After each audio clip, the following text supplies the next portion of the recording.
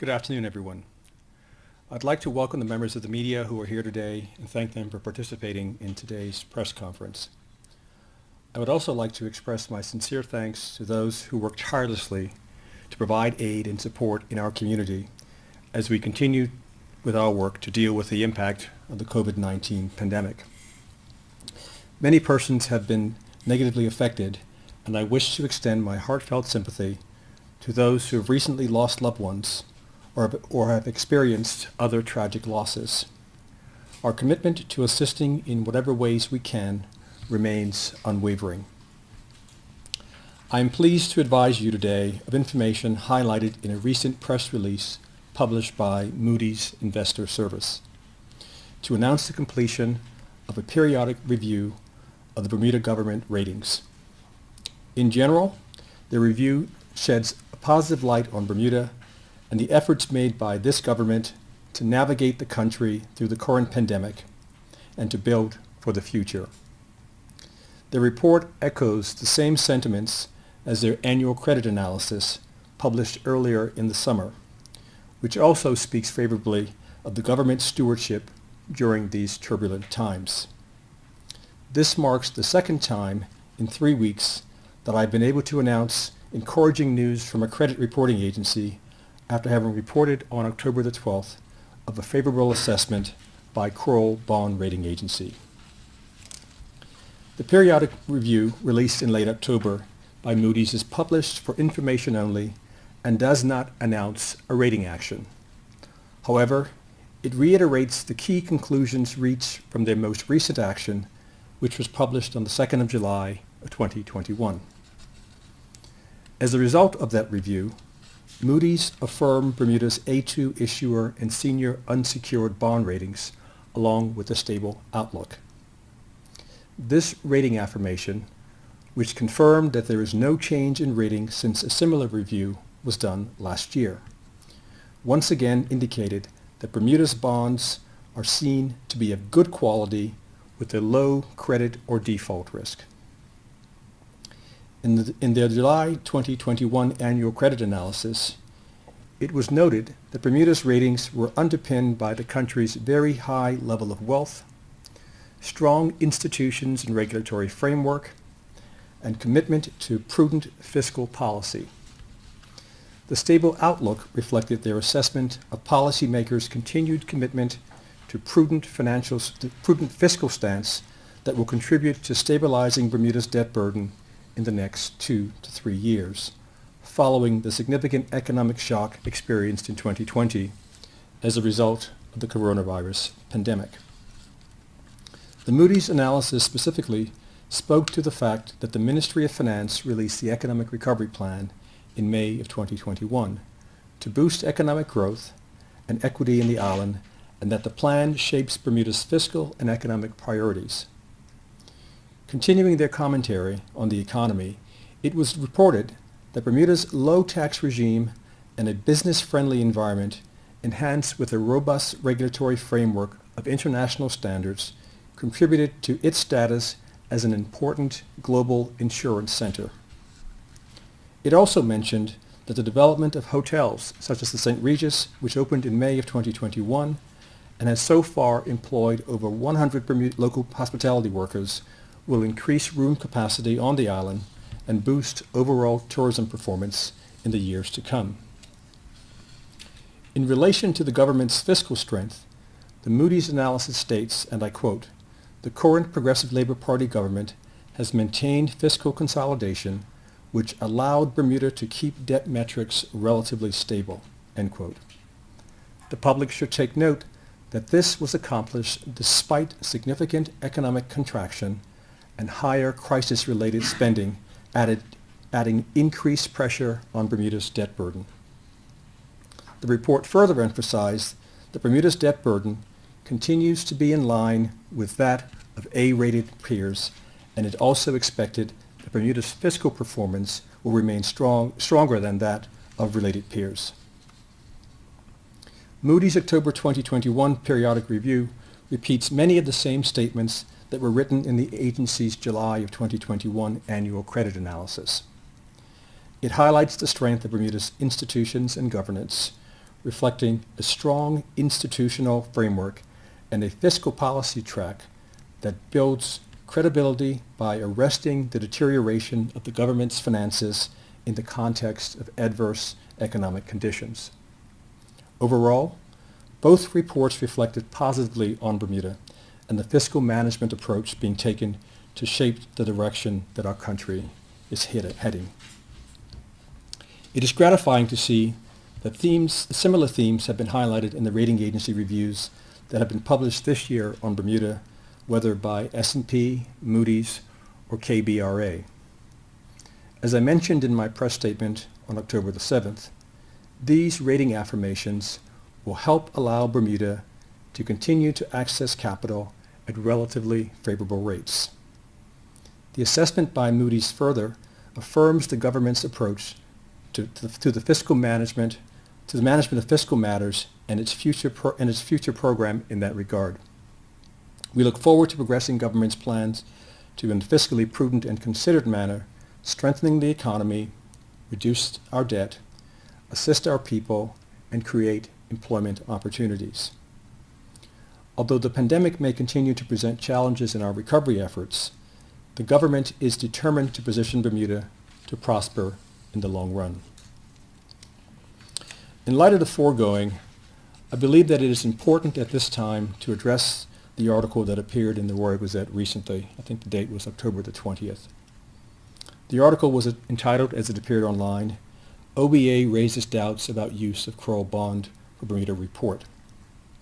In this report, the leader of the opposition, who also happens to be the shadow finance minister, is credited with making several quotes in relation to KBRA's review of Bermuda's debt, which I highlighted in my press conference on the 12th. I would like to specifically refer to a few of those comments. The first quote that I will mention is as follows, and I open quotation. The question floating around Bermuda's financial community is, who is Kroll Bond Rating Agency? Where did they come from? In response, I would note that KBRA, or Kroll, has rated their first transaction in 2011, and to date have issued 48,000 ratings across 3,400 entities. Kroll rates several countries, including the US, Canada, the UK, Japan, Mexico, and Bermuda, among others. Kroll also rates Lloyd's of London, whose CFO, Burkhard Kies, has specifically recognized the agency in comments noted in a Lloyds.com article back in April of 2021. Excuse me. The article entitled, Lloyds Appoints a New Rating Agency and Receives AA- Financial Strength Rating, attributes the following statement to Mr. Kies, and I quote, "We are delighted to appoint Kroll Bond Rating Agency and add a AA- stable outlook rating to sit alongside our financial strength ratings from our existing agencies. We believe it is important to have a diversity of views in the ratings market and welcome KBRA as a new entrant that will provide a fresh perspective on Lloyd's," end quote. The article detailing the opposition leader's comments on KBRA also addressed additional issues for which I believe it is important to provide clarification. In this regard, I refer to the following comment, and I quote, "What made KBRA so attractive to the PLP government that it would spend even more money for its ratings, and how much more credibility did it buy? There is more to this credit assessment than meets the eye." A further related quote, and I open the quotation, "So why are we deviating from our long relationship with the gold standard of international credit rating agencies, agencies that are intimately familiar with Bermuda's unique economic model," end quote. In response, I must clarify that KBRA is not compensated by the Bermuda government for the surveillance report that they produce on our country. KBRA approached the government in 2018 to start producing annual sovereign ratings, as they were already providing ratings for several Bermuda-based companies, including insurance and reinsurance companies and other financial institutions. As they rate several companies operating in and from Bermuda, they believed it prudent to rate the country as well. Regarding the second quote, the reference to the gold standard of international credit agencies was presumably meant to refer to Moody's and S&P, with whom Bermuda has had a long-standing relationship. I would highlight that Bermuda has certainly not severed our relationship with either of them. Those two agencies still rate Bermuda annually as per normal. In fact, I reported in the House of Assembly on May the 7th of 2021 on the generally positive report from S&P, and now in today's press conference, we're providing this update on the Moody's assessment. Therefore, although unsolicited, the government welcomes the diversity of independent feedback that KBRA represents. Additionally, I would emphasize that all the rating agencies have expressed similar support for the prudent and balanced approach that this government is taking to manage the economy through what is for all countries around the globe an extremely challenging time. There is one further section from the article criticizing the publication by the government of KBRA's positive review that I would like to speak to. In this section, the following quote is attributed to the opposition leader, and I quote, "Could it be that KBRA was the only credit agency who was willing to help the government showcase its fintech and digital commerce industries? Stay tuned. There is more to this appointment, and we await the details," end quote. To reply to this, I would like to quote 3 sentences from the July 2nd, 2021 Moody's annual credit analysis. These are, and I quote, "The government also continues to develop its fintech sector on the island using its strong regulatory framework to become an incubator in this globally developing sector. The regulator maintains high standards to protect its world-renowned reputation. If the fintech sector becomes successful, it will likely help diversify the economy, building on Bermuda's established financial sector," end quote. Given the focus globally on digital and fintech matters, and Bermuda's own work in this regard, it is to be expected, therefore, that all reputable rating agencies will carry out an assessment in this area. It is noteworthy that the conclusions reached by Moody's in this regard are not dissimilar to the relevant views also expressed by Kroll Bond Rating Agency.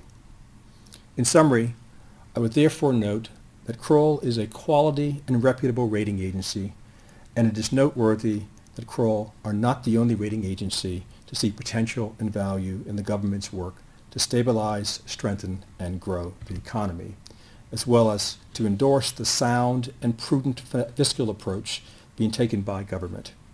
Similar conclusions have also been reached by Moody's and S&P.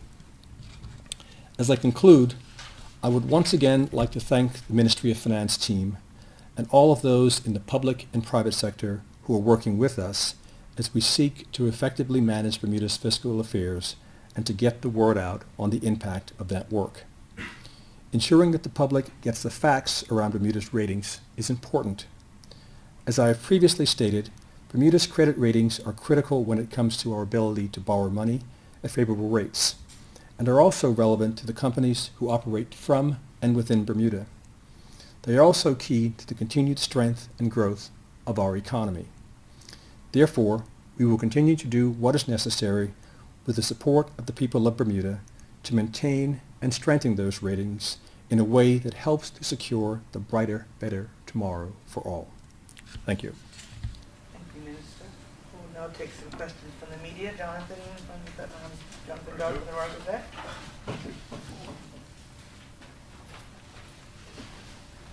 Good afternoon, Minister. Thanks for having us. Good afternoon, Jonathan. Yeah, you actually touched on the economic recovery plan there, sir. I know there's a good number of items on it, I believe 31, but I was hoping you might be able to perhaps give the specifics on any top ones, medical tourism, vertical farming, what have you. But are there any specifics that you can reveal today on them? Well, there are 31 items in the Economic Recovery Plan. We've recently engaged KPMG to come and work with us to help to run a project management office to help to kind of guide the work needs to be done with respect to advancing the 31 items on the ERP. Some items are already in train, others have not yet started, but the idea behind hiring KPMG is to provide some degree of organization, because this work will have to happen outside of the regular work that's being done by public officers. Has the hiring of KPMG been announced already? That's a new one to me. I'm not sure if it's been announced, but if it hasn't been, then you've heard it first from me. Yeah, I believe I have. When did that happen, sir? Within the last 1 or 2 weeks. And there will be, will they have something to announce at any particular point? Well, Jonathan, the reason behind hiring a project manager is there are 31 initiatives that require someone to focus on the day-to-day oversight of those items. We still have to run the day-to-day operations of the government, and so we thought that it might make some sense. And we've announced this before, I think, when I released the Economic Recovery Plan, that we may need to bring in external resources to kind of help us to get this work done. And so we've talked to some of the accounting firms here. KPMG have been selected, and they're going to be helping us to run the program. Got it. Would it be possible to find out if there's a price tag for something like that? Is that something that you can reveal? We can get back to you with an answer on that. Right, so I'll move on. There was mention in the plan of setting up, they call them regulatory sandboxes in Bermuda. Is there any legislation with the House coming back in that you can tell us about that's going to be coming in connection with these regulatory experimental schemes here? I know that there is a regulatory sandbox already in place at the BMA. And I think other regulators are also looking at similar constructs to encourage innovation in Bermuda. So I know the Minister of Home Affairs is looking at working on something in terms of a sandbox with respect to energy. Oh, yeah, that's right. I had heard that GenCom had come to the island to meet with you regarding, obviously, the Fairmont Southampton. Can you tell us about it, when you met, if there's been any progress on the financing of the redevelopment? So they were in town, I think, a week and a half, 2 weeks ago. They came down with some investors who are interested in working with them on the redevelopment. These folks would be capital. We met with them, with the prospective capital providers. We had a very cordial exchange. They exchanged with us some term sheets. The term sheets are being reviewed by my team, and we're contemplating re-engaging with GenCom and their partners in the coming weeks as we understand what is being proposed in the term sheets and to indicate what our disposition is with respect to them. Obviously, it's your meeting, but is it promising, particularly in terms of financing? I think, this has been a very difficult environment from a capital perspective. Yeah. Initially, when the pandemic hit, the opportunities for capital to be deployed in hotel projects internationally was fairly low. That has improved considerably as time has gone on. And so I'm encouraged by the meetings. The folks who they brought here are quality names. And so we would have to figure out what works best for the government in light of the construct that's been presented so far. When's a decision likely on that one? I can't give you a time on that, Jonathan. We are working feverishly to try to ensure that we get this done sooner rather than later, but we have to do it properly. Yes. Just a few more, sir. Piggybacking on that, we had heard there were some issues with Elbow Beach Hotel. I wanted to know if they had, if there's been any discussion with the government, if you're aware of their position, if you know if the hotel is up for sale. I'm not aware of any discussions that have gone on with the government. You will appreciate that the Elbow Beach property, it falls within the tourism portfolio, and I think that you would best direct those questions to the Cabinet Office. Fair dues. Just quickly now, I wanted to check on the unemployment benefits program. Is it still going on? Do we have any figures on what's been paid out and what's been recovered on that program? Well, we stopped the ordinary course unemployment benefit program back, I believe it was in July. The program expired. There is still supplementary unemployment benefits that are being paid to persons who have been unemployed for extended periods of time. And then there's still a quarantine benefit being paid to persons who are required by the Ministry of Health, Department of Health, to mandatorily quarantine. The numbers are considerably lower than they used to be. You will recall that last year we spent in the order of $60+ million. Yes. This year, I think we've spent about $10 million so far. This fiscal year? Or This fiscal year. This fiscal, okay. Yep. Do you have any, because you were attempting to recover some funds as well, I believe. Is it a significant amount, or can you Those say how efforts are much? still underway. The team is still working on it, and I don't have the most up-to-date numbers in terms of the recovery amounts yet, but I know that they are making some progress. Okay, last one for me. So I did notice at the delegates conference there was some, the Premier was talking about knock-on inflation, rising prices, and then this type of thing. It was a little grim. It's a grim time. I just wanted to touch on that, if there's anything that ministry-wise you're able to do to kind of head off these things, where he was alluding to rising prices and the knock-on effect of inflation on Bermuda. Well, I think what the Premier was expressing was the very clear view and the obvious view that the pandemic has certainly led to a bit of a crisis with respect to the supply chain. And because of the dynamics of supply and demand, lower supply and high demand leads to higher prices. So we will probably not be spared from that. And I think what the Premier was doing was kind of advising the public of kind of what is actually happening globally and what the potential impact could be on Bermuda. What we can do in terms of arresting, there's very little that we can do in as much as we import most of the goods that we consume here in Bermuda. So we'll have to be extra vigilant in terms of how we spend our precious resources. Thank you, sir.